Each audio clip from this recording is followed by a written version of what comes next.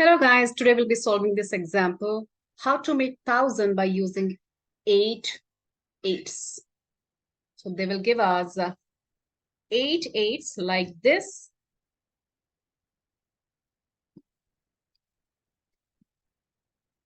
And we have to use all of them to make 1000 of it. Okay, so take a moment, pause the video and think how you're going to do that. All right, so here you can say this is a 888. Let's write down, this is one group we can make. Okay, then this group we can make that of 88, and then you cannot take one more group of 88. Yeah, because if you take one more group of 88, it's going to become bigger than 1000, which we don't want. So can we split them individually, like 1, 2 and 3?